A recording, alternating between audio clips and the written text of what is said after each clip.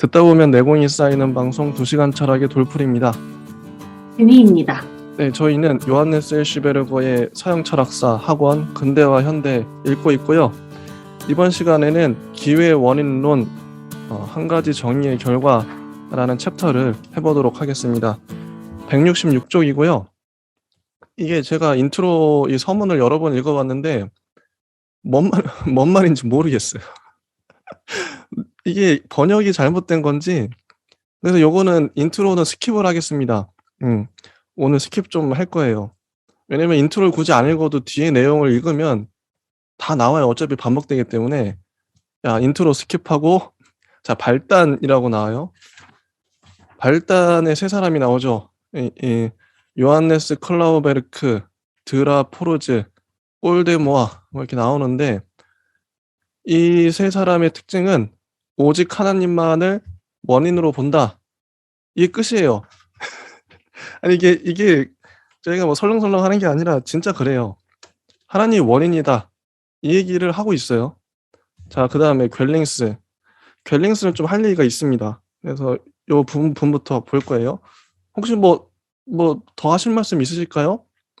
자, 저는 지난주에 읽은 기회 원인론이 끝인 줄 알고 저도 아, 짧게 기억하고 있는 바로 봐서는 네, 그렇게 저희가 깊이 못 보거나 네, 아직은 요 서양 철학사 단계에서는 지나가면서 읽으면 되지 않을까. 네, 그렇게 네, 저는 생각하고 왔습니다. 네, 좋습니다. 어쨌든 스킵을 하고, 자, 괭링스. 기회 원인론의 대표자는 홀란트인 아놀트 괭링스다. 그는 처음에는 루뱅 대학에서 여기서 파면당한 후에는 라이덴에서 데카르트 철학을 강의했다. 아까 세 사람도 데카르트 철학을 공부했던 사람이고요. 데카르트 영향을 받았어요. 네. 그래서 기의 원인이 여태까지 전해져 내려오던 능동 원인을 몰아내버리고 만다. 네, 이런 얘기가 나오고, 그리고 갤링스 한대는 네 가지 덕이 중요합니다. 부지런함, 복종, 정의, 겸손인데 겸손을 특히 강조해요. 음. 자기 자신은 조금도 돌보지 않을 것을 요구한다. 그러면서 오로지 이성에 따라야 한다. 이런 얘기를 하죠. 이기심은 오로지 근원적인 죄악일 뿐이며 죄 그 자체다. 그래서 여태까지 윤리학자들은 행복을 강조했는데 이기심에 관해서는 아무 말도 안 했다. 이건 잘못이다. 이런 식으로까지 얘기를 해요. 그리고 이성을 강조를 하고 뭐 자연적인 이성의 빛 뭐 이렇게 하죠. 그 170쪽에 보면 긍정적으로 말하자면 겸손은 이성에 대한 사랑 속에 성립한다. 왜냐하면 하나님과 이성에 대한 사랑은 하면서 쭉 이제 이성에 대한 사랑은 하나님에 대한 사랑이기도 하다. 뭐 요런 얘기. 우리들의 영혼이 이성 안에서 쉼을 찾을 때까지는 평안하지가 못하다. 요런 말을 이성을 강조합니다. 그리고 이런 겸손의 윤리, 즉 이성과 하나님에 대한 사랑의 윤리는 동시에 엄격한 법칙 윤리요 의무 윤리이기도 하다. 음. 자, 그리고 이와 덧붙여 프란스와 드사알에서 비롯되는 순수한 사랑이라고 하는 이 시대의 커다란 운동이 있다고 해요. 이 운동은 신비주의이고 모든 것이 하나님 안에 있다고 보고 인간 안에는 아무것도 없어요. 동시에 객관주의적인 윤리학이기도 하다. 근데 이 파트를 읽어보면 우리가 느끼는 게 기회 원인론 자체가 데카르트의 영향을 받고 그다음에 이제 스피노자로 이어져요. 요게 고대로 이제 스피노자 요런 기운이 요런 정서가 요런 생각들이 스피노자한테 고대로 갑니다. 그래서 이 사람들이 그래서 중요하구나. 징검다리 같은 역할이죠. 음. 하나님이 원인이에요. 간단히 말하면. 어.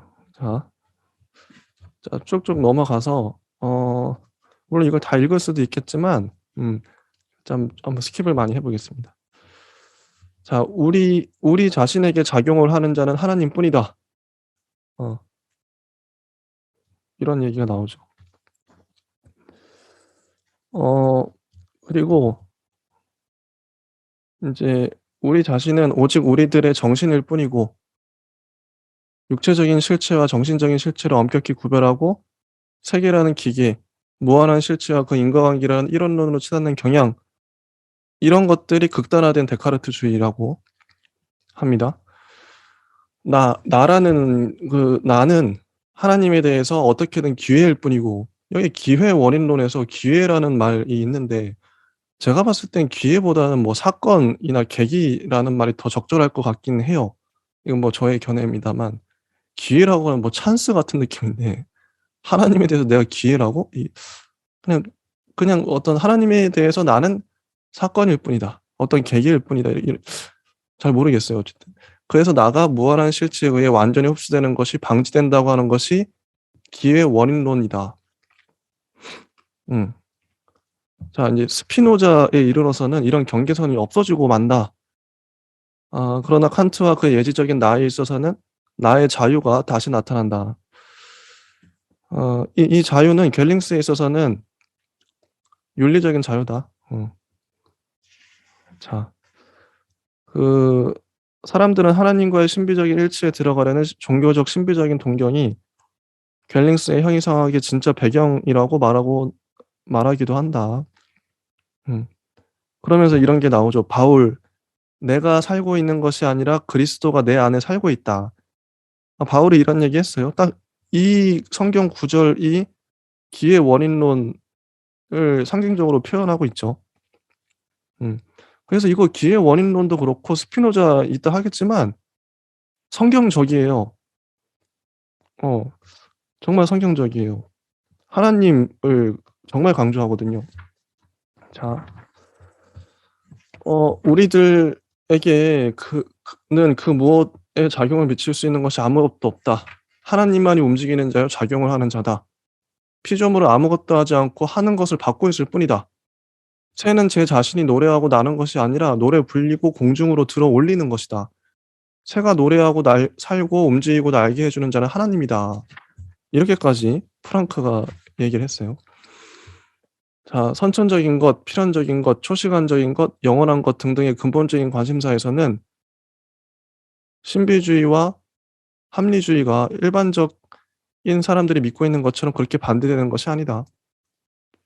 신비주의와 합리주의가 통하는 면이 있다는 거죠. 자, 여기까지가 이제 갤링스에 대한 기회 원인론에 대한 얘기고, 일단 한번 좀 끝까지 한번 해보고 정리를 해보면 좋겠어요. 말르 브랑슈. 창조적 신비주의의 한 가지 본보기래요. 이분이 우리는 하나님 안에서 만물을 본다. 이런 주제로 이제 좀 철학을 하셨던 분이고, 이분도 비슷해요. 하나님 안에서 모든 것을 직관한다. 이렇게 얘기를 하죠. 음.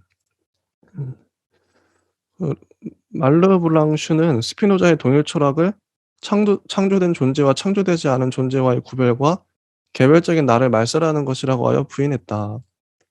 말르 블랑슈에게 있어서 인간의 정신이 비록 하나님의 예지의 세계 안에 살고 있는 것이라고 하더라도 하나인 지성으로서의 초개별적인 누수에 빠져들거나 무한한 사고가 변형된 것으로 되지 않는 것은 오직 그리스도교의 유산일 뿐이다라고 말을 하죠.